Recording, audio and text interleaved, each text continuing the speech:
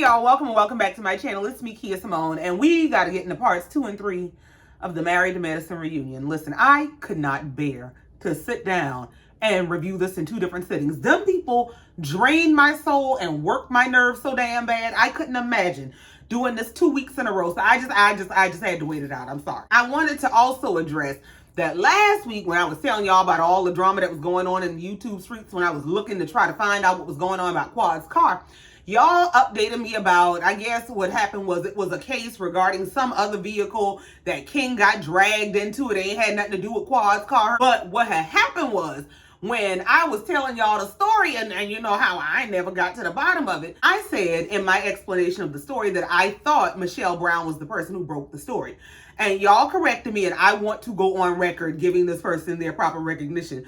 Y'all corrected me and said it was a blogger named Keisha that broke the story, and then other people picked it up. I just wanted to make sure I put that correction out there. Not anything against Michelle Brown or anybody else, but just because I know what it is to be, you know, a little blogger, big blogger, whatever y'all think, because I'm a big deal to me. You see, I almost got 20,000 subscribers. I'm famous, okay? What I'm saying is I understand what it is to be a creative or a creator, and you put your energy out in the world, you put your work out in the world, and somebody else either overshadows it or gets credit for it. Because, you know, I know what it's like to be scrolling through the internet and hear people saying that they heard you say word for word, and you just looking around like, I know that ain't my shit I just heard. All I'm saying is I want people to be properly credited for their work. So shout out to Keisha. She's apparently who broke the story.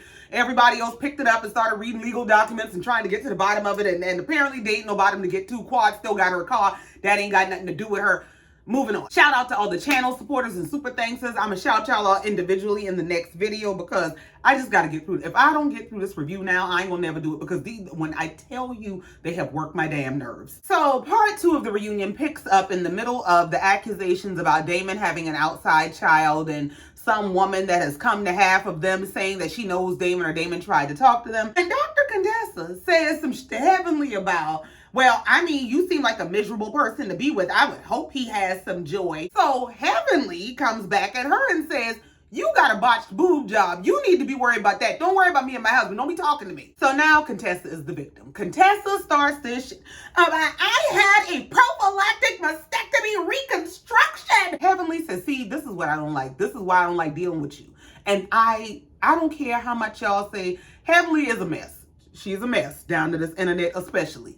But I totally agree with her. I cannot stand a bitch who cannot play the game, or who can't play the game when the dart is coming at her. You say anything you want to say out of your mouth. But soon as somebody says something back to her, she's this victim. And all of a sudden it's about, my mom died from cancer, and how could you say that about my boobs? You just said you hope her husband has an outside family because she seems miserable to be with. Whether that's the truth or not, you don't get to throw that kind of shit at people, and then when they say some back to you that hurts your feelings, because your goal was to hurt her feelings. So when she returns fire and she hits her target, now you the victim. So Contessa's carrying on about she had her breasts reconstructed for a medical reason, and you're saying my breasts look terrible. Heavenly say they do. So Dr. Jackie starts that damn tearing up about, I just want them to remember that they were friends. And now here come Dr. Simone with her damn slow talking. Heavenly, I think Contessa was hurt by the things you said online. No, Sherlock. She said no matter what she said to you in private,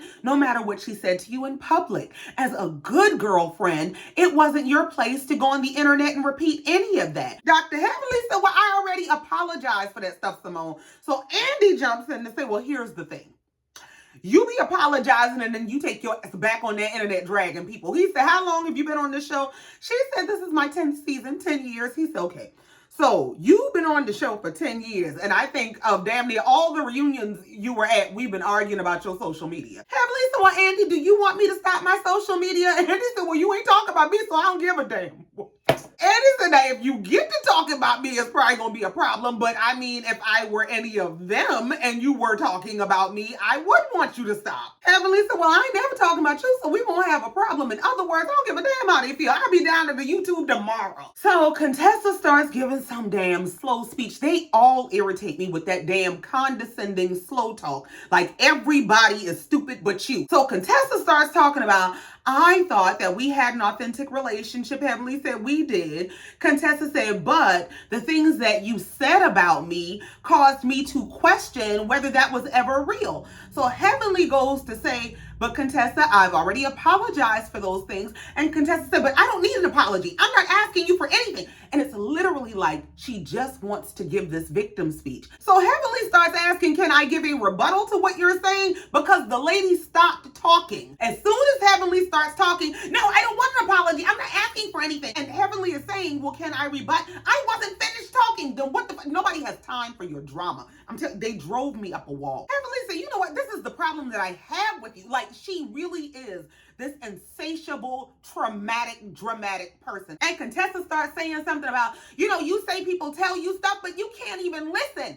I want this lady to go back and watch herself. Unless Bravo edited the dog shit out of this scene, I want her to go back and watch how she sat there with that dramatic pause. She literally said nothing. It was dead air when Heavenly started speaking. And as soon as she started talking, it was like, no, I'm not finished with my drama. And quite honestly, it makes me feel about Contessa the exact same way she said she feels about Heavenly and Damon. Like, if Damon got an outside family, I understand why. Like, she seems like a miserable person to be around, especially to be in conflict with. Heavenly said, you know what? Okay, all I can do is try. Contessa said, and I received that. And by the way, you look beautiful today. Heavenly said, thank you. Yes, you do too. She said, I know, and so do my boobs. Girl, go lay down. So we move on to the sweet tea segment, and they start the segment out talking about how she started the season in good health, and she and Dr. G are in family making mode, and asked, does she have an update for us? She said, yes, she does have an update. That update is that she had 2 failed IUI attempts, which I think is intrauterine insemination, the artificial insemination or something.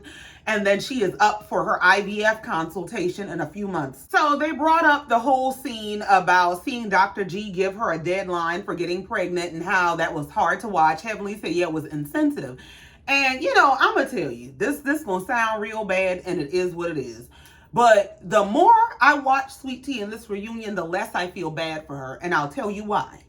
The reason I don't feel bad for her is because when you watch a man mistreat a woman, that man publicly mistreats you, and then you still come down to this reunion to do his bidding, I don't feel bad for you. She's not a victim of any kind. Oh, a bunch of Sweet Tea is the victim. Yes, she is a pawn, but she's not a victim. She is a complicit co-conspirator in Dr. G's plan and his bullshit. Like, I don't feel bad for this girl. So they asked Sweet Tea, they said, you seemed a little heartbroken in that conversation. And she said, well, yeah, initially I was, because he was saying that I guess after 2 years, he wants to try other routes to try to have a child. And she was saying that she has endometriosis, which does not mean that she can't have children. She'll just have some difficulties here and there. Andy asked, well, how old is Dr. G? And she said he's 56. So Simone speaks up to say, well, one of the things about being in an age gap relationship is as you're aging, you have the concern of, can you keep up with the children? And she looks at Andy and says, you have them. Andy looked thrown off in a month like, what? And the thing about Simone is she thinks her offense is charm. She's saying how it becomes more difficult to keep up with the children and to help them with their homework. And Andy just sitting there head shaking like, bitch, I don't have no trouble keeping up with my kids and I can read. Simone said, I'm just saying, I can understand that as he's getting older, he doesn't want to be at a high school graduation at 80. So then they moved on to asking T about her damn age gap dating relationship program or whatever the hell she was putting together. The question was, T, what are your 3 essentials to landing a rich older man? So she said something about, why can't we have a man to love on us and support us and protect us and provide for us? I mean, we deserve that. You're right. But was that the question? Toya said, wow, I agree with her. And they posed the question to Quad, I guess, to ask if she agrees. And Quad said, yes, I do think a man should do all that he can to provide for his woman. He should make her comfortable. And he should listen to her when she speaks. He should not shun her. She said, I don't think it's fair to dismiss someone when they're only trying to get through to you. I don't like that. So Andy sat there for a second and he said, are you talking about Dr. G? She said, I am. This Sweet Tea came up out of no damn where about you so worried about Gregory.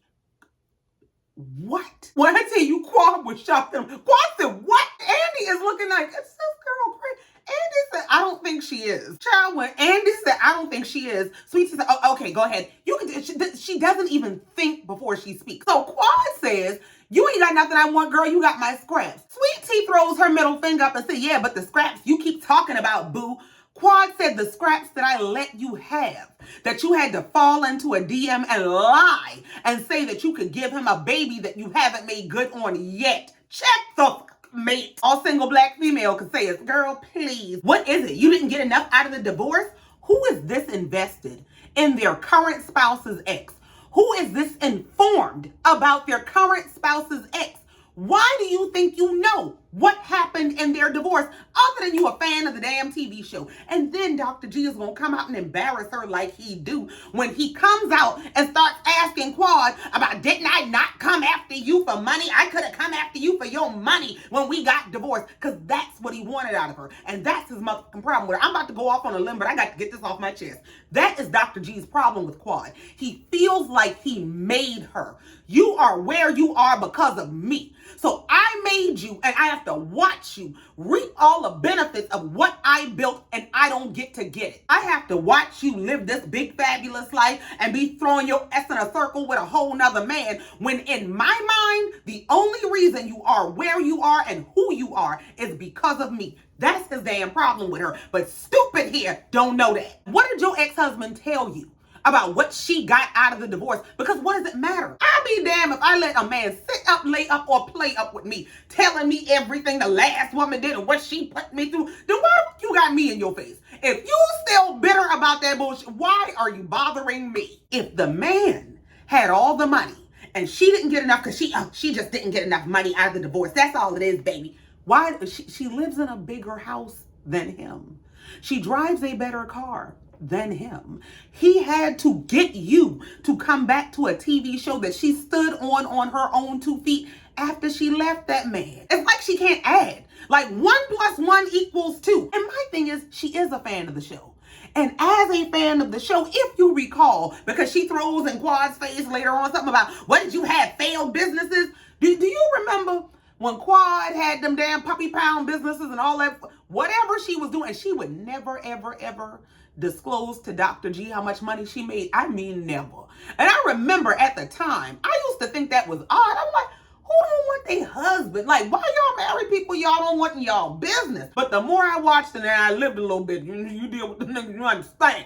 I understand. So you don't know what Quad got because she was making her own bag. And the problem is, he wants a piece of it. So Andy goes on to ask T, how does she feel going into the vacation with Quad? And she said she went in with an open mind, but she did expect that there would be some drama because Quad had been speaking on her and her marriage. Quad said, this baby talks about me every week. She never misses. I have a permanent residence at the mansion in her mind. She is absolutely obsessed with me, and she over there, ain't nobody obsessed with you. Girl, shut up. Quad said, you are quite obsessed with me, and you would love to be me. Sweet Tea said, what do you have that I want? What is it, failed businesses? Heavenly brought up, she said, remember Sweet Tea said, Quad, nobody wants a drunk. Quad busted out laughing, saying, yeah, she said I was a drunk. Sweet Tea said, well, I mean, you do have a history of being drunk, ma'am. How the fuck do you know? You fan, like, I cannot with this cycle. She said, you've had 2 DUIs. She is an alcoholic. I want to know how you know that shit. I want to know where you got it from. Heavenly is saying, you can't say that. That's disparaging. Well, ma'am, you is the queen of disparaging, so you might want to sit this one out. Quad said, you're not going to put that out there about me. She said, you can say a whole lot of things, but that you cannot say and you won't say about me. So Andy said, that's really a big accusation. Do you really think she's an alcoholic? She said, well, I can't say that she's an alcoholic. Let me not say that. But I do think she's had issues in the past drinking. And on the couples trip, she was drunk. You mean on vacation, you dumb bitch. Like this girl. Let me just tell y'all a quick story. Picture it, Sicily. Y'all remember I went to Essence Fest? I don't remember if that was last year or the year before. It might have been the year before last. I went to Essence Fest with my sister and her friends for her birthday. It's me, a CPA, 2 doctors, I guess you would call her a beauty market manager or something like that for a major beauty brand, and a person who's like a major finance company. Like people with big degrees, big jobs and stuff, okay? I'm the Issa Rae before the fame and the money in the group. I'm the creative, and I'm coming. Let me tell you something. When them motherfuckers clock in the vacation, it's like a race. Do you understand me? I got up. It was 9 o'clock in the morning. I thought I was doing something. I'm getting up, getting ready for the day. I hear the motherfuckers in the kitchen just a clink, clink, clink, clink. What is going on? It's 9 o'clock and the motherfuckers taking shots. I said, hold on, what y'all doing? We're getting the day started. What do you mean? I said, well, wait a minute now. Do y'all plan on remembering today? They said, well, do you insist on remembering? The higher the professional, the harder they party. Hell, maybe if you and your husband had got drunk on the couple strip, y'all have had a decent time. Maybe you wouldn't have had to chase your husband all through the damn resort. If y'all had had a drink or two, just go to hell. And then Sweet Tea goes on to defend Dr. G's disrespect. She said that she felt like Quad was being disrespectful and that Dr. G had every right to speak up, especially when it was in regard to their marriage. So Heavenly said, but he told Quad to shut the fuck up. She said he didn't say shut the fuck up. He said you got a big fucking mouth. And this is yet another example of why I don't and won't feel bad for Sweet Tea. Because I am a believer that anything that you excuse, you will eventually endure. When you will defend this man being disrespectful to a woman that he don't have to have any interaction or communication with, that he insisted on rejoining a platform that she has been a part of consistently, even after their marriage ended. When you will sit up and defend that man and his disrespect, you will eventually endure the very thing that you are making excuses for. And when it's you, I don't want to hear a motherfucking thing. So they're all trying to tell her how problematic this is. Toya said it's not kind, it's not nice, it's just not something a man should be saying to a woman. Andy said it's antagonistic. This girl said, I mean, well, he was defending himself and he didn't call her a bitch or anything. So when he talked to you, like the dirt on the bottom of his shoe, don't say a motherfucker, just sit up there and endure it as long as he don't call you a bitch. Heavenly said, you're making a lot of excuses right now. You're not living in reality. And here comes Simone. Simone is evil. I don't care what nobody say. I'm not looking for no damn code words and trying to tap dance around that bullshit no more. Simone is evil. And she hates Quad because Quad is everything that she is not. Simone is sick of her life. And Quad is out there with no kids. She done left that man because, see, that's their binding thing. As everybody in a marriage, they ain't quite happy. Like, I'm going to give it to Toya and Eugene. I think through all their mess and bullshit, I think they actually do like each other. I think they're actually happy together. They got their quirks and their issues, but I really think they enjoy each other as a couple. The rest of them, the tie that binds is misery. It's not medicine. But anyway, here Simone goes, trying to still make this Quad's fault. She gonna find a way to make Quad responsible for Dr. G being this. And you know who Simone is. I'm gonna just say this, and I'm gonna make a whole lot of people mad, and it is what it is. Simone represents that female personality that a lot of people talk about in families that will protect the predators in a family. That's Simone. Simone is the chick who hates another woman so much that she will justify a man's predatory or abusive behavior. Simone says, well, I mean, she did start out gloating about her relationship, but then somehow you did turn it around to them. So they rolled the tape and they showed Quad carrying on about how she loves her man, how happy he makes her. And she goes on to say that, listen, yes, I'm very happy with my man. I want everybody and their mama to know that I'm happy with my man. And when they went on to reference, her making the comments about throwing them a baby shower, she said, I know y'all want to make it a thing, but I'm very happy with my man. And that was my gesture to say that I'm happy for them, that I want them to be happy together. I don't give a damn. And then I think they went on in the discussion to figure out that it was Toya that threw out there that Quad should throw them a baby shower. They just hell-bent on being mad with Quad. So they moved on to talking to Heavenly about her tweets and said that she tweeted that Dr. G is not respected in the medical community. And let me tell you, back when Heavenly did that shit and it was just hitting the blogs and all that stuff, it just seems, it was so unprofessional and it was so mean and so wrong, and it still is from her perspective. But I'm going to tell you, after watching this man and the way he talked to his wife and the way he get his ignorant ex on this TV with this goddamn guitar singing this song like he ain't got no damn sense, I totally believe this shit. So Andy said, well, you are a doctor. That's pretty messy. Dr. Heavenly said, yes, it is. But what I think you're missing is the fact that she said first that I am not respected in the medical community. So what you see is a response, a reaction, a clapback to what she said first. And I notice that is a pattern that Bravo has, because they doing that same shit with Real Housewives of Atlanta with Kenya and that damn girl. And that's a whole nother damn video, but I'm just saying it while it's on my mind. Kenya is dead wrong. Ain't no making no right out of that. She really should have known better than to handle it that way and be tricked out of her damn spot. But y'all mean to tell me you put more highlight on the reaction than you put on this girl walking around a set about where's my pistol and get my... Are y'all crazy? Even Andy's, like, yeah. And Sweet Tea just sitting over there looking around. She said, but I do feel very bad. It's very wrong. It's wrong, and I don't have any beef with Sweet Tea. Well, when I tell you, Damon must be done cursed her ass out. So the next question is something to the effect of, how does Dr. Jackie sit by and watch her friend, Dr. Heavenly, attack or insult Sweet Tea for having infertility issues? Doesn't she know how deep a cut that is? So Heavenly interjects to say, well, once the damn again. That was a retaliation. It was in response to some shit that Sweet Tea said. So Andy goes reading the shit all wrong about, you said something about her dead mother and hell had a better chance of having a baby. Heavenly said, no, the little bitch told me that my mama was in hell. So I told her, if my mama is in hell, she got a better chance of having a baby than you. It was a clap back. This is the definition of throw the rock and hide your hand, and they're helping her do it.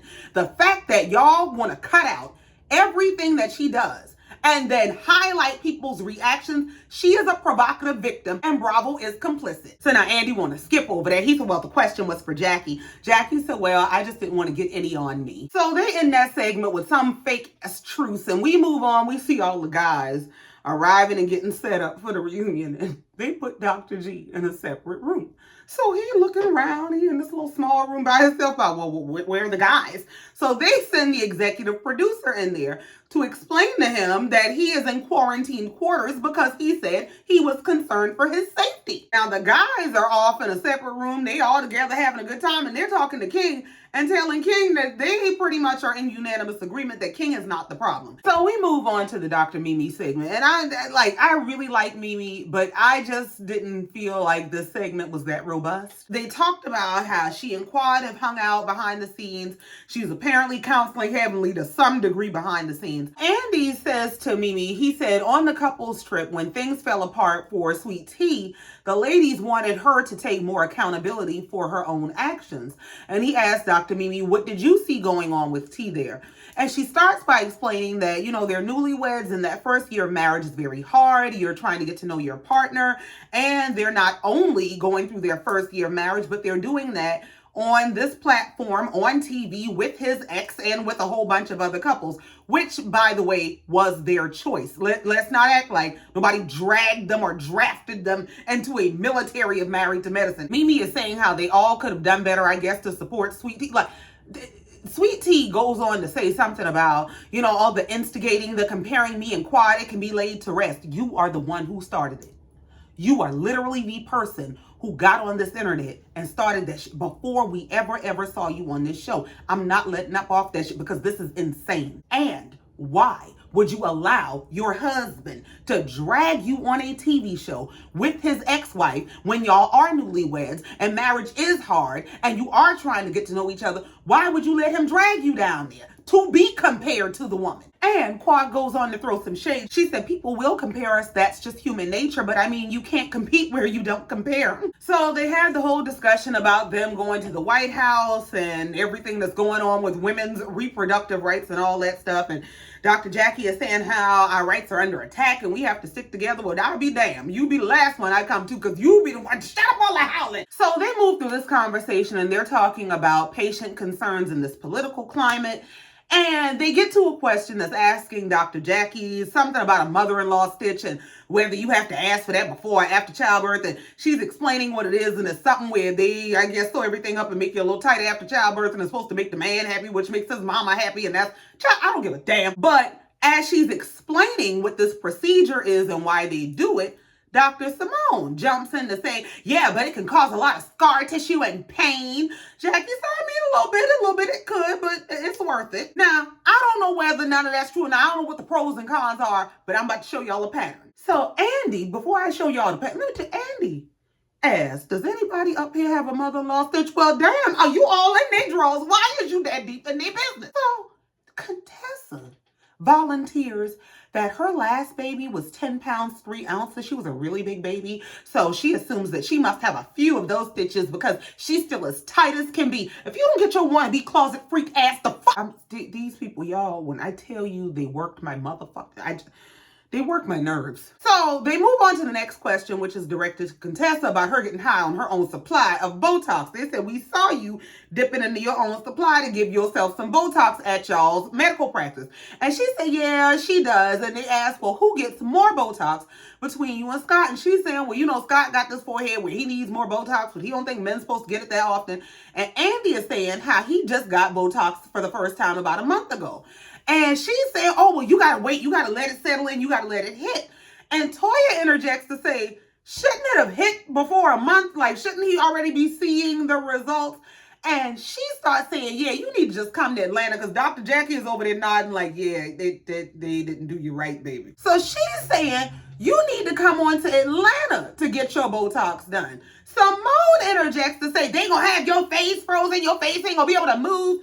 Let me tell y'all what the pattern is, because that may very well be true. I'm not a person that's into Botox and all that. Clearly, all of them are. I'm not. But what I notice is anytime one of them, because remember that Toya is trying to get Eugene to add Botox to his list of services.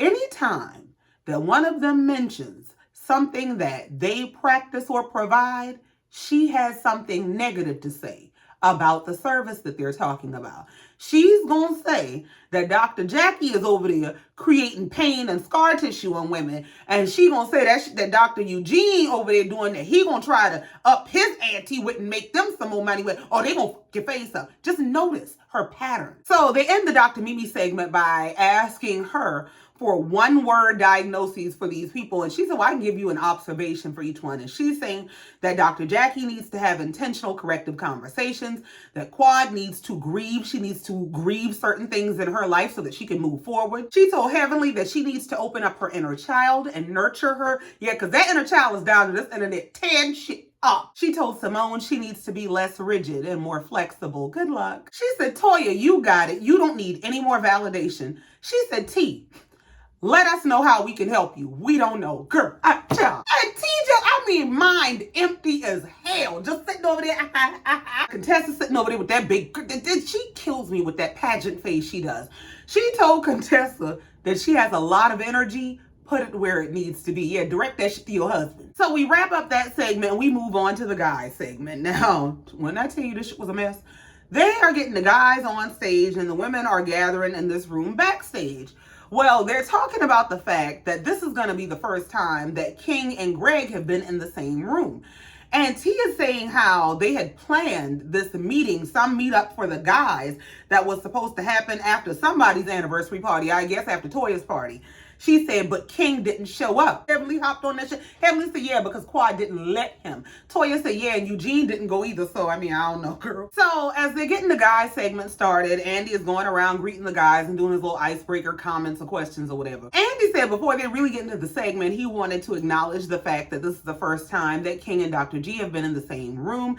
And he said, you know, I really like to start off on a positive note. I would like to maybe start with a handshake. And they sitting there in utter silence. I mean, you could hear a rat piss on cotton. So G finally speaks up and says, well, everything I've been hearing the guys say about King has been positive. So there must be a reason he acted that way that day. And I would like to know what it is. You know, you a less than smart bitch. So King speaks up and King said, I don't have a problem with Greg, but he did just start a conversation being accusatory, and I think that's a lack of accountability. Well, you better act like you got some sense. So to start the men's segment off, they start the conversation with the whole Dr. G and Dr. Damon beef.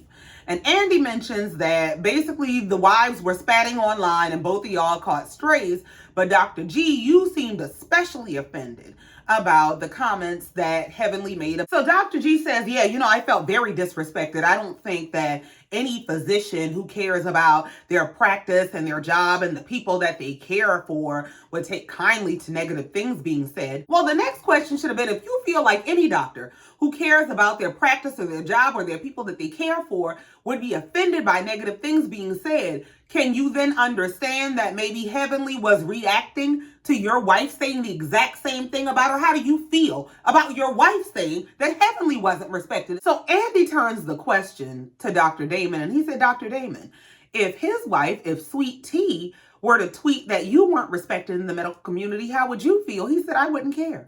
And he looked at Dr. G and said, there's nothing your wife could say that would crush me. And my thing is, why is everybody pretending that the girl didn't start with Heavenly? Why is it okay? Because see, they go on to say that King is so wrong for saying that Quad can say anything she wants to say and nobody is going to disrespect her. But Sweet Tea can first say that Heavenly is not respected in the medical community, but then when Heavenly takes her exact statement and replaces her own name with Dr. G's name, now is World War III? Like, they're not going to play the game of you see this tweet but don't see that tweet. You see the response but you don't see what caused the response. Like, you're not going to do that. Damon goes on to say that, people have said twice now that Damon cheats, and it's bullshit. That's just how strongly I feel about it, but I don't get upset. He said, I don't expect you to say anything. I don't care if you say anything. But my problem was that we've known each other for 10 years and you wouldn't speak on my character. Now, here's my thing. Dr. G ain't who you want defending your character any damn way.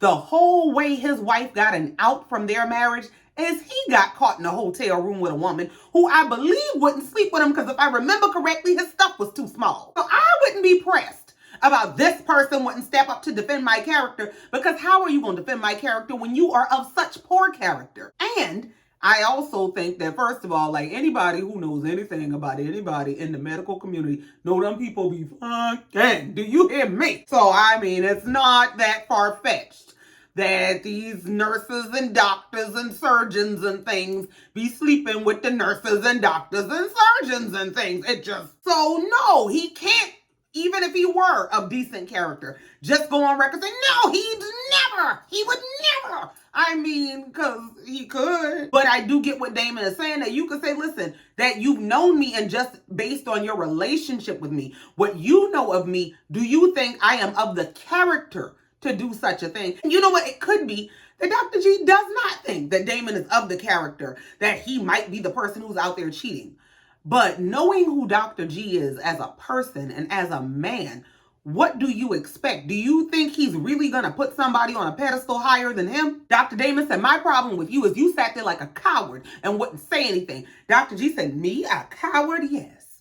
Why, yes. You are the cautionary tale of cowardice. So the women in the back, and they all read, yes, he is telling him, Sweet Tea, shh, y'all be quiet so I can hear my man. Girl, your man is getting dragged. Heavenly said, yeah, that's Dr. G's problem. He has a problem with accountability. He can always talk about what other people have done, but he can never talk about what his family has done. So rather than Dr. G own or apologize for anything his wife did, just like he wants Damon to, he starts asking Damon, why are you so offended by my wife calling you a cheater? It has nothing to do with your profession. Why are you so offended by it? What? So Cecil interjects to tell Damon, well, G could be upset about you not defending his character when your wife said that he wasn't respected in the medical community. So y'all basically have the same complaint. So they cut back to backstage, and Heavenly is saying, yeah, we do know his character. He got caught up in all kind of hotel rooms. We do know his character. That's the problem.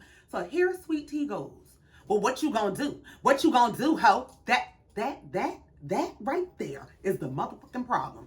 Bravo has a thing for finding these ratchet ass fans that they bring on this show that want to fight, that want to bring pistols, and they want to bring police. This is some Bravo bullshit. Soon as you are indefensible, soon as your husband is indefensible, now it's what you want to do. What do you mean? What do you want to do? Heavenly said, I'll tell you what, I know entirely too much about your man. Please don't make me do it. Stop. Well, they cut back to the front stage, and Damon is saying, well, the difference is, if someone had asked me about his character and whether I thought he was respected in the medical community, regardless of whatever him and Heavenly had going on, I would say that I think he's an excellent doctor, that I do think he's respected in the medical community. That's the difference. So Eugene interjects to say, I think what people are overlooking here is the power of social media and how that can impact your business. And he referenced when Heavenly had called Dr. G P3,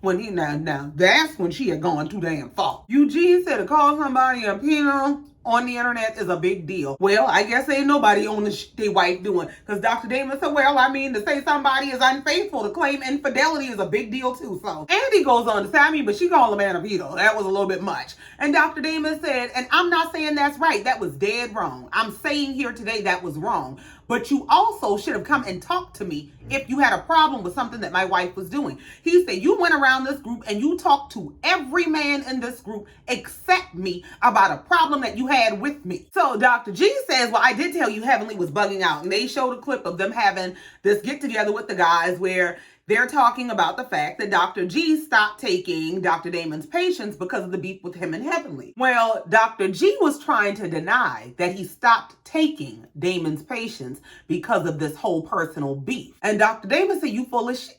Because what happened is you didn't come to me as a man and say, Heavenly is bugging out. He said, you got mad and you texted me and said, I'm no longer taking your patients because of what Heavenly is doing. Now, G tried to deny that shit. He trying to lie and deny, but you know Heavenly down to this internet telling everybody business. Heavenly came with the damn screenshots. She has the screenshots of the text messages where this man specifically said he's no longer going to be taking patients from Damon because of the things that Heavenly has said about him. Now, while I understand that, I totally get the reasoning behind his decision. I'm not about to be in business and taking patients from who's out here telling people I'm a pedo and I'm not respected and all kinds of shit. I get that. The problem is the unwillingness and apparent inability to tell the truth about it. And I think he doesn't want to tell the truth about it because it is going to chip away at the respect in the medical community. And if you already kind of teetering, if you, because I'm telling you, the way he makes himself look on this TV show, I know if he did have respect in the community, that shit is halfway gone. So if you are out here saying that you are taking out on patients, people who need medical care, you are taking your personal beefs out on them because you are basically refusing them said care because you got a beef with the doctor they coming from, learn that might not look good for you. He starts trying to refute what Damon is saying. Damon said, am I lying? Am I wrong? Is that not what happened? Damon said, that's exactly what happened. Now, G doesn't offer a corrective narrative. What he says is, well, I guess you know everything. I guess you know everything that happened. Ain't he the person it happened to? What? Damon said, am I wrong? He said, you're very wrong. Damon said, no, I'm not. I'm absolutely right. That's exactly what happened. So he sits here lying about the reason I stopped taking those patients is because they were high maintenance patients. So he basically sends you all of the craziest people he can find. It's just, Damon said, I don't think so because that happened right when this happened. He said, you're lying because you cannot stand up as a man and say when you're wrong. He said, if you're doing something out of spite, just say that. And G starts, see, that's my problem right there. You don't know nothing about my practice, Damon. Why would I not be seeing patients out of spite? I'm above that, sir. To sit here and say this on TV, when you know you texted someone that you didn't meet them in a parking lot and say it to their face. Y'all weren't arguing in the middle of a party and don't nobody really know what y'all said. You wrote it down and sent it to them through electronic transmission, which means that it has a permanent footprint. Are you dumb? So they cut back to the backstage and Heavenly and Toya back there calling G all kinds of bitches. Oh, he's a bitch, and that's a childish, he was there bitching the book. So Sweet Tea speaks up to, don't disrespect my man. Heavenly said, girl, your man is out there disrespecting himself.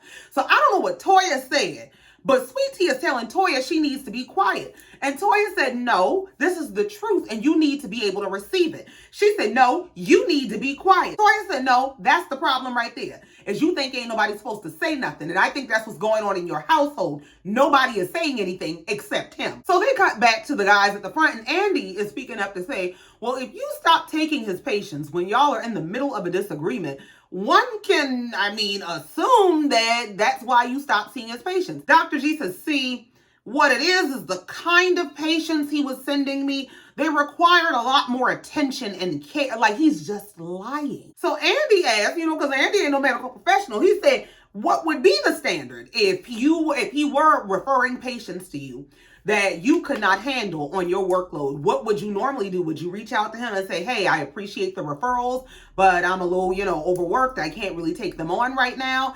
They said, yeah, that's exactly how that would go. Dr. G said, that's what I did. Damon said, no, you did not. So now he over there, Damon, I didn't tell you that. Damon said, no, you did not.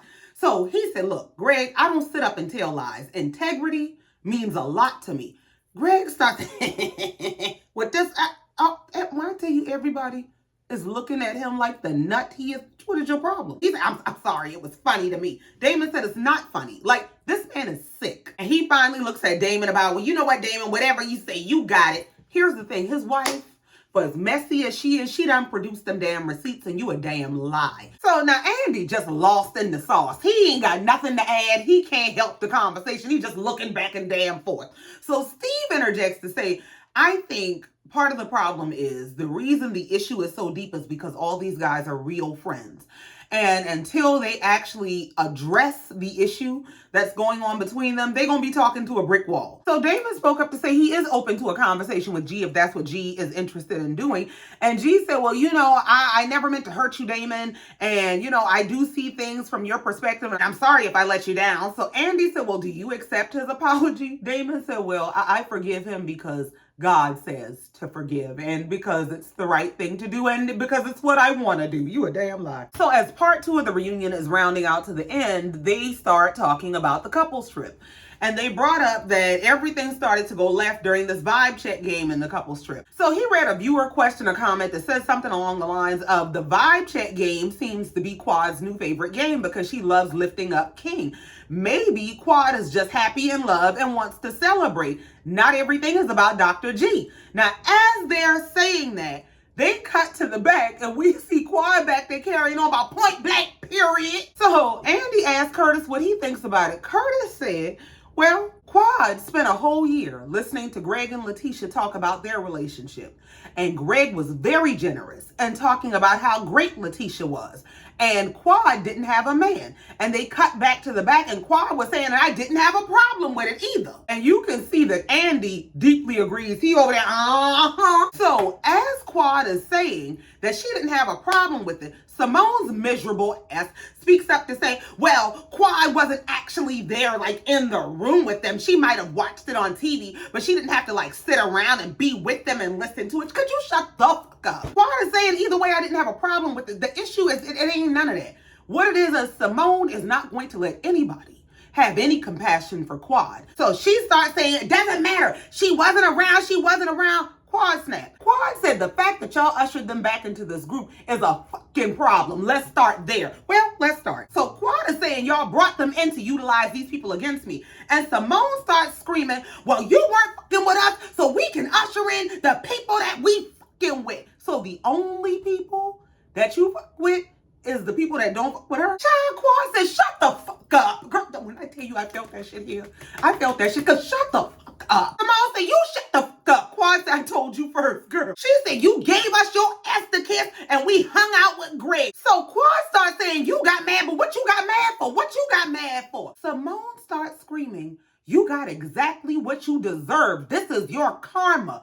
Quad said, you dirty bitch. Because that's exactly what she is, a dirty bitch. Because how do you tell a woman who you watched be mistreated by her husband on TV, who you watched choose herself, which is why you hate her, because she's able to do something that you weren't able to do for yourself. Your man had a whole woman that he spent more time with than you, that he invited to the house for holidays, and you can't do shit about it except come to the TV, act the fool, and go down to the divorce court. You went and filed for divorce because he wouldn't leave the bitch alone, and he said, I mean, that's fine. But like, for you to sit up and watch a woman rescue herself from that, and then you gonna tell her that us choosing to be in friendship and relationship with the man that we know mistreated you, that we watched mistreat you, is your karma, you a sick bitch. And let me tell you what dawned on me as I'm watching Simone just let this demon she got in her run free.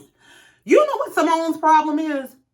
They feel like, first of all, they thought they were the creme de la creme of social circles. And they used to treat Quad like she absolutely did not, like she didn't belong.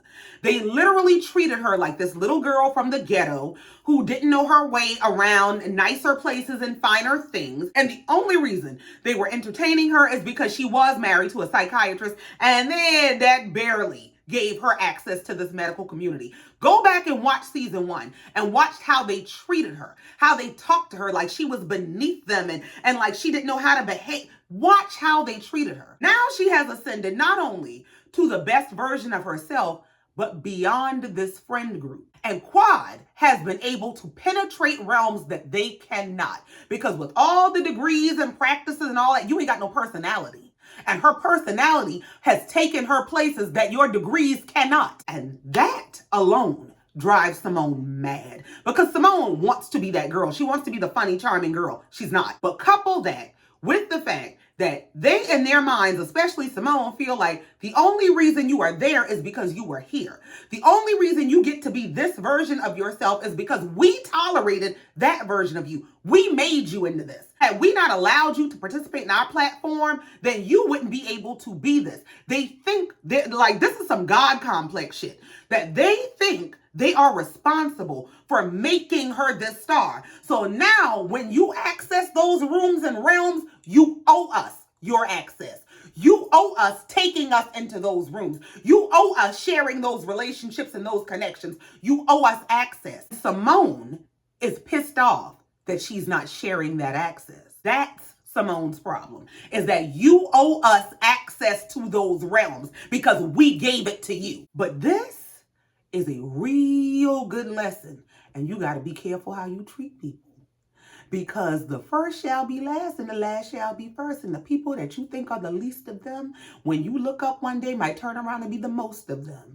And the very person that you trampled on might be the person you need. So the rooms that you want to get into, that they have access to, now you can't get into, because before you realize who God made them to be, you treated them like shit. So this is what you get. So as Simone is screaming, you got what karma had coming to you, Quad said, what karma, Simone? What karma? She said, you turned your back on people and we did you the same. And what you just fucked up and did is admitted that everything we've been saying is the truth. That the only reason you befriended these people is because you couldn't be friends with her. You turned your back on us, so we went and befriended them. We literally went and befriended your abuser because you wouldn't play with us the way we wanted to play with you. Of course, Quad is pissed. And she reminded Simone, she said, I never turned my back on you. She said, who was out there knocking on them doors looking for your motherfucking daddy? It was me. Well, that got that. Now Simone done lost her shit about, don't talk about my fucking daddy. You were only there for the cameras.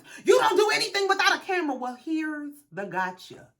None of the other women came, cameras or not. And that leads us right into part 3, which of course starts in the middle of this fight. And they rewind it a little bit so we can know exactly what they fighting about. And Simone carrying on about, you weren't fucking with us so we can usher in the people we fucking with. And this is a doctor. That shit makes sense to her. So Simone is having to be restrained because she's steady trying to jump at Quad like she want to fight. Security and Jackie is dragging Simone out the room. Sweet Tea waddling behind them. So now you have Mimi and Toya trying to calm Quad down. And Quad is screaming, what karma? What does she mean that this is my karma? Toya is trying to explain her. She's saying that your karma was that you weren't around, so she befriended T. And Quad is saying, but we weren't even talking. All she had to do was talk to me. Toya said, well, at least she got to tell you how she felt, that she befriended her because you weren't around. Quad said, that's some dirty shit. Toya said, no, it's not dirty. It is dirty.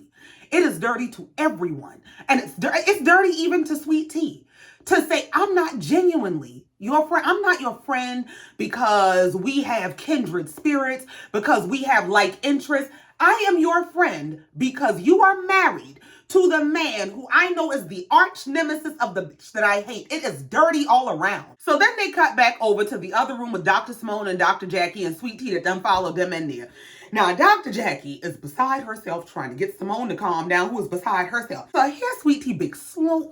She's standing up there. You know, I just think Jackie about fucking lost it. Jackie said, I need you to go. I need you to go. I need you to go. So now Jackie is trying to get Simone to calm down. Simone is sitting there, but she gonna bring up my daddy, Jackie.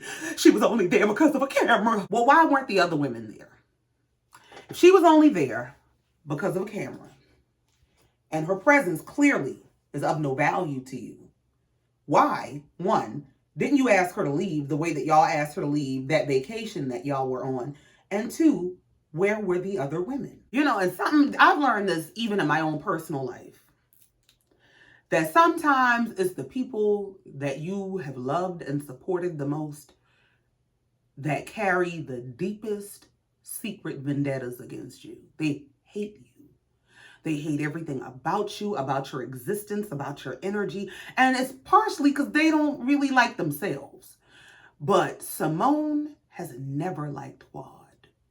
even when Quad was out there helping her look for her missing father. She's never liked Quad. So Simone is going off and carrying on about, did we ever talk when there weren't cameras around and I never got a text, a call, a visit, nothing. My thing is, if you think she was only there to be performative, why are you upset that you didn't get a call, a text, a visit, or nothing? Like, she in there wiping her tears about, she saying, y'all did this, y'all did that. I'm just sick of it. Girl. So in the other room, Quad is saying, now me and Simone done had this big blow up and I didn't want that to happen.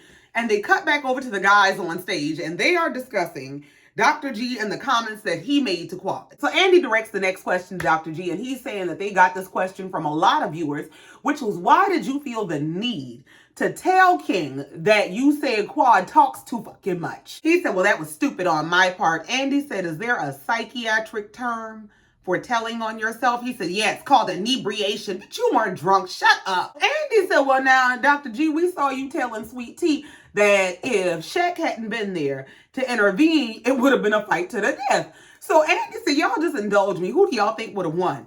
So G speaks up to say, well, I mean, this man is half my age and twice my size. So, I mean, I think it's obvious, but I think about what she did. And, you know, when she came running over there and we had jumped on him together, we'd have probably got his ass.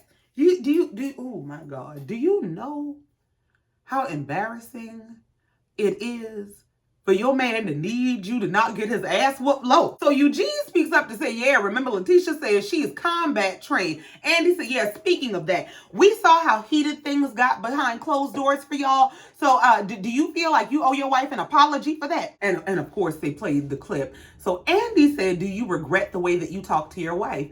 He said, yes, I do regret it, and I do owe her an apology. Child, King spoke up and said, but doesn't that seem like it's an issue? Because it's the same type of aggression towards women. I said, not a pattern. So Dr. G starts responding about, let me tell you something, buddy. King stopped him. He said, and what I think happened is you went back to a place of familiarity and you thought you could talk to Quad that way and you weren't going to talk to her like that in front of me. And I had to draw that boundary. Well, you better show him what a man looked like. So Andy said, well, Dr. G, you obviously thought it was a serious enough altercation to go about pressing charges. Child, King said, I was laughing my ass off. He said, I actually called the police station myself and they told me that they told him to stop wasting their damn time. But G said, no. What happened is I dropped the charges. That's what happened. Yeah, because you didn't have a case. King said, I mean, you challenged me and I guess you got your feelings when I stood up to you. G said, no, I stood up to you because you were trying to bully me. Oh God. King said, what you mean I was trying to bully you? You approached me. G said, no, I didn't. You approached me. And they showed the clip of King pulling G to the side to say, listen, what happened last night, I'm gonna let that slide when everybody else was in the middle of fighting.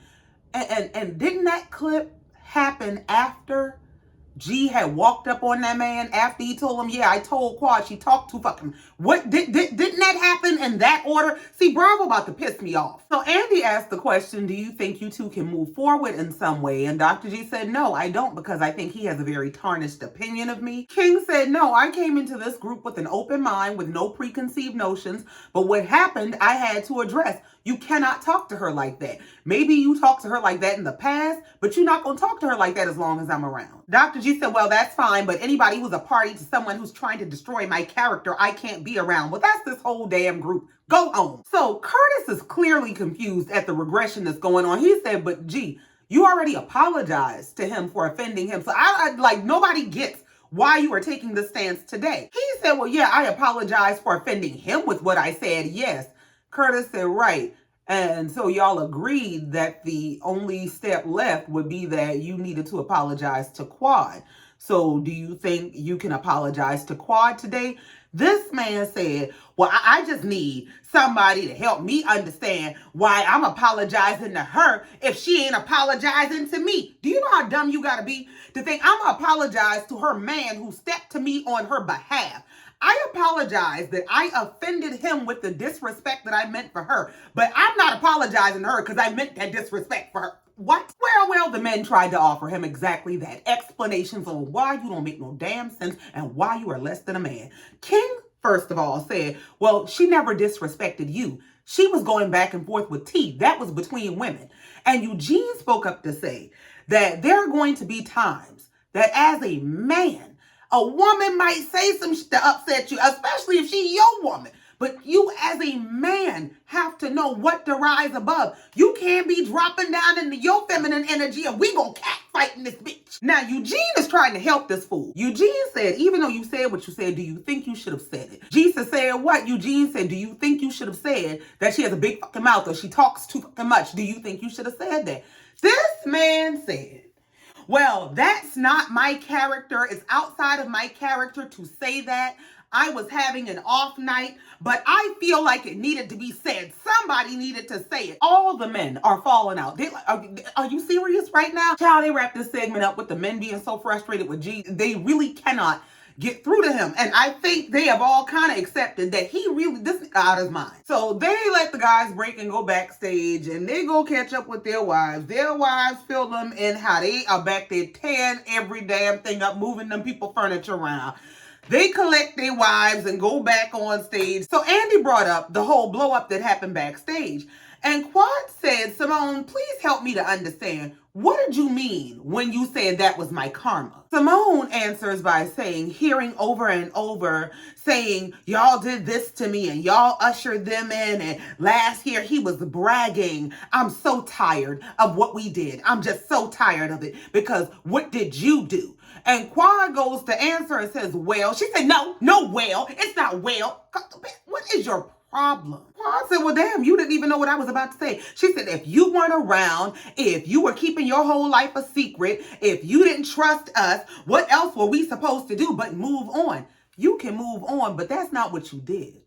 You didn't just move on. You specifically befriended an enemy of hers to spite her. There's a difference. Simone said, what else are we supposed to do other than move on with or without you? What's so wrong with that? Quad said, I'm not saying that there's anything wrong with that. What I'm simply saying is, that's what I feel like you're saying. That's what I feel like you're saying. She literally just keeps over talking. Like, Simone is so unreasonable, intolerant, and intolerable. I can't. So Simone is over talking her about, that's what I feel like you're saying. We didn't usher them in. So Quad said, well, yes, you did. No, we didn't. You can't even have a conversation with this person. Quad said, yes, you did, and it's understood why you did it. You did it to get back at me, and that's just that. So she's screaming out, we did not do it to get back at you. She said, Simone, you said it was my karma. So Simone finally pipes down, and Quad said, I do not know where Simone and I went wrong. I do not know.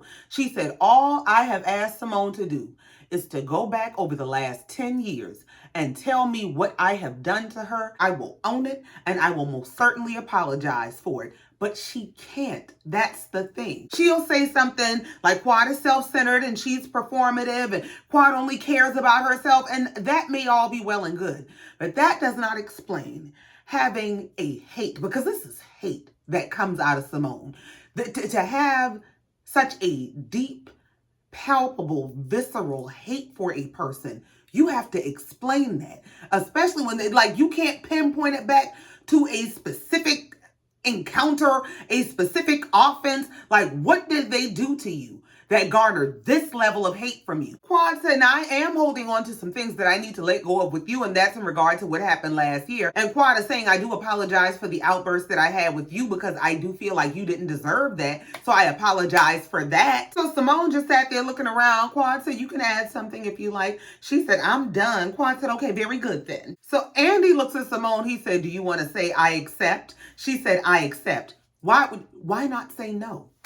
Why would you are performative to sit here and say, I accept, when you know that you don't like this lady, you don't agree with nothing she's saying, you're not hearing nothing she's saying, you are literally disengaging from the conversation. But because Andy prompts you to say, I accept you, yeah, I accept. Now here come Heavenly like she on damn Broadway. I mean, just a full-on performance about, excuse me, Andy, I would like to say something, and I'm not going to be negative, I'm actually being positive. Contessa, we have to fix this because I don't want to ever put our friends in that position because I didn't know if I should run to Simone. I didn't know if I should run to Quad. I didn't know what to do. And I don't want us to ever do that again and put our friends in that position. So total truce to you, and whatever you need from me, whatever you need me to say, whatever you need me to do, I'm here for it because we have to fix this, sister. I said, Daddy must be done told her, if you go out there acting a fool, I'm going to tear your ass up. You know Contessa with all the performative bullshit. She said, I would love that. I know you would. So they move on to Quad and King.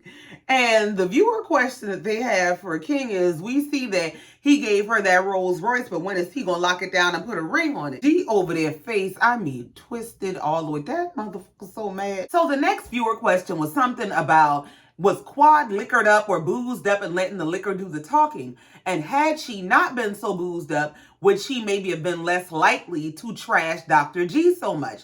She said, well, it's not that I was trashing him as much as I was lifting up my man. I was just praising my man. So they get around to the next viewer question, which is that the issue between Quad and Greg seems to be an issue between Quad and Greg. It seems to be unfinished business between them, and they think that T and King are just caught in the middle. So Dr. G is over there saying, yeah, I think so. And T is, yeah, I would agree. So Andy asked Dr. G, he said, jumping off of our conversation with the guys, is there anything that you want to say or own up to Quad? So Dr. G starts with, I will say that I wasn't in a normal emotional state that night. I was really angry about some things that were happening to me outside of this situation. I saw, not you blaming somebody else. He said, and when you said the things that you said, I reacted very viscerally, which is not a typical response for me. And since I made a response that is not typical for me, for that, I will apologize. Just think, okay. Quad said, I accept your apology, and that should be end of discussion. They should never have to have another conversation. But that's not the end. So Andy asked Quad, does she have any final words, any final statements she would like to make? Quad said, when I'm speaking highly of King, it's not to take shots at Dr. G at all, and I want that to be clear to everybody. However, I am also not responsible for coddling his feelings. I can't not say what I want to say about my man because I'm concerned with how my ex-husband feels. That's ridiculous. Andy is saying, I understand this is a highly unusual situation. As Andy is saying, here comes Sweet Tea with her simple S about that's fair. I just would like for you to not mention my husband. Quad said he wasn't mentioned. Girl, what the fuck are you talking? This kind of dumb should not be on the loose without a guardian. Maybe that's what Dr. G is. I can't. So when Quad said nobody mentioned him, he was not mentioned at all. Dr. G speaks up to say, well, I just felt like you were trying to cast a negative light on what I was doing. You were saying stuff like, I left him. Quad said, no. Your wife said he wanted out of that marriage anyway. He wanted to leave you. And I said in response to your wife, no, I left him. I filed. Had she not said that to me, that would have never been mentioned because it was never on my mind. G, well, okay, if that's the way it went, okay. Yeah, so your wife has the big fucking mouth. So the next question Andy asked to Quad was, how did she feel when she found out that Dr. G was pressing charges against King? She said she thought it was childish, ridiculous, vindictive. His ego was bruised and he was trying to get one up on them. She said, I think he would have been happy if he could have gotten us removed from the group. Like, that's what he was really, really trying to do. So the next question was to Dr. Damon, and it was that basically he said that he didn't think the whole situation was that serious, and he agreed with how King moved in the situation. Damon said, well, yeah, I think masculinity is fine. I think aggression has its place, and the unspoken part is that you're not going to talk to my wife like you crazy, and I'm not going to talk to yours like I'm crazy. He said, and we don't have to say that to one another, but we have to abide by that. And if that line, if that boundary is crossed, then there'll be an outcome. I said, damn. So Dr. G responds with, well, I mean, yes, of course you're supposed to protect your mate, but when your mate is going around insulting people, King said, but she never insulted you. He said, well, I felt insulted. I'm telling you, I felt insulted. And as a psychiatrist, you should know that just because it's something you feel, that does not make it real. Quad spoke up. Quad said, I did not insult you. He said, I felt insulted. I felt insulted. Quad said, anything that I say in reference to me is going to make you feel some kind of way, because that man is so bitter that he no longer has a hold on that woman. It is driving him nuts. He said, no, that's not true. That's not true because actually the remark that you made about throwing us a baby shower, I didn't like that. You know why you took that as an insult? Because the thing that you were angry at outside of this situation is your damn wife. You're mad about this whole situation. I think he thinks he got played to a degree. And that's why the whole I'm going to throw y'all a baby shower and the baby is coming soon is an insult to you. I mean, because y'all came into this group and made it a point to tell everybody how y'all are trying to have a baby. And y'all insist on being a part of this group doing that. So when she, being a part of this group, says, well, yeah, I hope y'all do have a baby soon, I'll throw you a baby shower. Yeah, you shade for shade. You're insulted because you're angry about the situation, about having a baby. You're angry about your own personal circumstance. So when your ex-wife takes a dig at it, that shit really hurts because it already hurts. Then he goes on to say, you supposedly left me, Quad said, and I did. He said, and I gave you everything in the divorce. Quad said, you didn't give me a damn thing in the divorce because I had my own money. He said, no, I did give you everything in the divorce because I could have come after you. I could have come after you for cash. Nigga, what? Sir, what? Greg said, I didn't come after you for cash. I never got a dime from you. Quad said, Greg, I helped you build your practice. You don't want to talk about coming after people for money. He said, how did you help me build my practice? She said, let's just leave it there. And he's sitting there just looking like, this man wants to argue with her so bad. I think he so deeply regrets how he handled his marriage. This is a man who regrets his divorce. And you are looking for any opportunity to engage with this woman, to argue your position. I don't know if you think you can argue your way back into the marriage, but you're going to have to argue your way back into hell. Like, this man needs help. So Andy posed the question to the rest of the guys about, do you feel like it's an unspoken rule that if somebody talks to your wife crazy, you're supposed to stand up for your woman? And they all said, yes, of course we do. But Cecil said, yeah, I agree to that, but I do not agree with this whole idea that your spouse can talk to people like they crazy and say anything they want to say and nobody should be able to defend themselves against them. Now, Cecil, that's the right message and the wrong damn messenger. And Andy clocked that shit quick. Andy said, so Cecil, that mean when your wife get to hollering at me and chewing me out, you gonna say something to her? Because your wife is the wildest of the bunch. You can't take her nowhere. Heavenly said, well, Cecil, I disagree. She said, I think if I say some sideways to you and you respond to me by telling me I talk too fucking much, shut the fuck up, I don't think my husband gonna hear nothing I just said to you over the you talk too much, shut the fuck up. Cecil said, well, here's the thing. When you dealing with real feelings and people who were in a real marriage that fell apart and they were fighting for their shit, and then some stuff gets brought up that we don't think is a dig, but he takes as a dig. Heavenly said, but that's still no excuse to talk to somebody else's woman, even if that woman used to be your woman, like that. Cecil said, well, I totally agree with that. And Toya said, well, he started it anyway when he said, we don't care what you think. So Sweet Tea speaks up to say, well, it's a double standard and we can just agree to disagree. Toya said, it ain't no damn double standard. It's just that you used to your husband talking like that. We ain't used to that shit. So Andy said he wanted to talk about the whole hot mic moment and how Dr. G talked to Sweet Tea in their house. And Eugene speaks up to say, well, I think we'd all be lying if we didn't say that there was a moment where we were in our homes and we've said or done something that we didn't want people to hear or see. Man, look, the way that Eugene has taken up the cross of defending G is disturbing to me. Like, why do you feel a need to justify this man and his abusive behavior? So then Andy extended the opportunity of Dr. G to publicly apologize to Sweet Tea. And he said, well, yeah, I'd like to say, babe, first of all, you're my whole heart. You're my whole heart. And, I would never do anything to hurt you. He can barely even look her in the face saying this shit. He said, those things I said, they were just in the heat of the moment and I didn't mean them and I'm sorry. And that is the typical abusive man speech. So Sweet Tea spoke up to say, well, no marriage is perfect. And, there's going to be disagreements. There's going to be spats and y'all just get the real when it comes to us. King said the issue is not disagreement. That's not normal behavior. So G speaks up to say, well, let me also say that Letitia and I are still learning each other. King said, you can learn somebody and that's still not normal behavior. This damn girl, Sweet Tea said, it's our norm. It's not for you to speak on King. Leave Anime Bullock alone.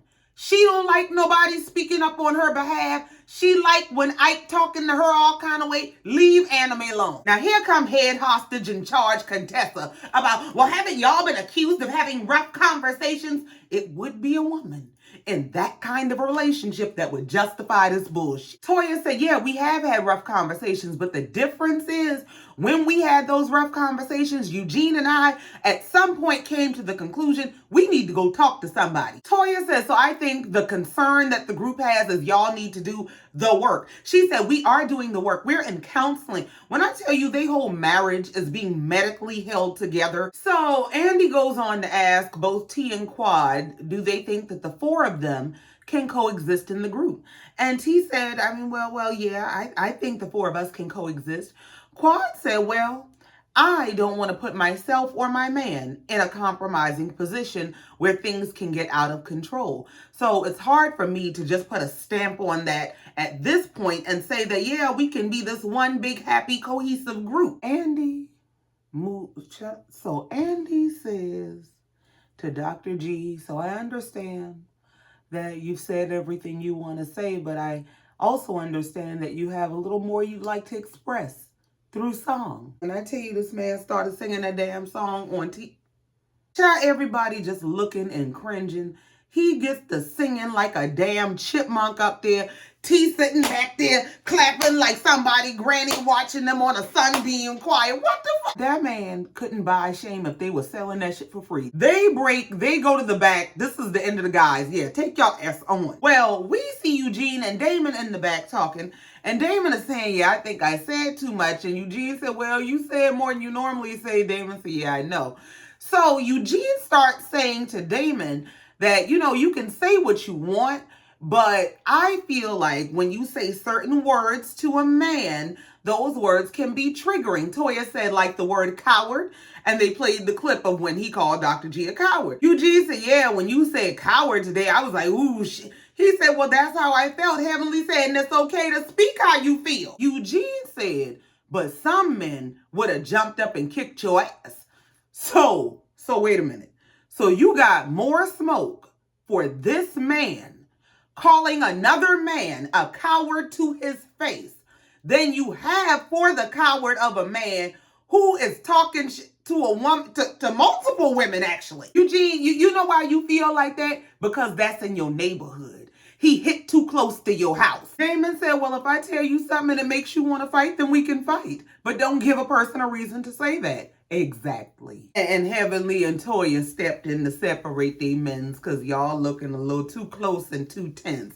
Yeah, Eugene going on about your business now. So they're getting through the last segment of the reunion and they're talking about their different shady moments throughout the season. Most of this last segment was a bunch of filler stuff, just filler questions. And I guess it was supposed to make it end on a light note, but it was just a bunch of bullshit. So Andy wants to end the reunion with them saying something nice to one another. So he has Heavenly say something nice to T. She says that she respects the fact that T showed up.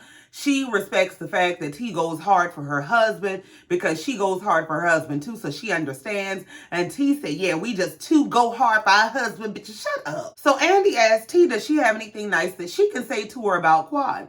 And she said, well, yeah, I really do hope that you're happy with King, and I really wish y'all the best. And I wish you a merry way with the IVF, and, maybe we can connect on that and speak on that, and that can be a starting point. A starting point for what? For what? For what? Because you wanted to be her friend from the motherfucking beginning. And this girl works my nerves. What do you mean? Why are y'all trying to connect about having a baby? Why are you trying to connect with your husband's ex-wife? The girl, I cannot. I'm so glad this shit is over. I like this girl. So they asked Quad to return the favor. Do you have anything kind you can say about Sweet Tea? Quad said, well, yes, I feel like if T and I actually had gotten to know each other, that we would find that we have more commonalities in terms of the trajectory of where our lives are going. And Tia's over there like, yes, I agree.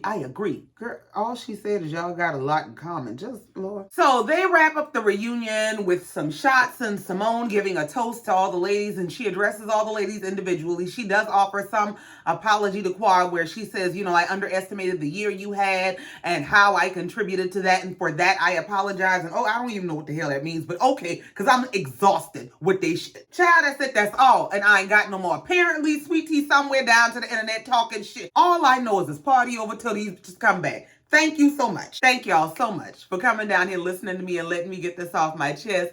Y'all, please be sure to like, share, comment, and subscribe. And as always, in the meantime, until next time, just like every time, I love you, and I mean it.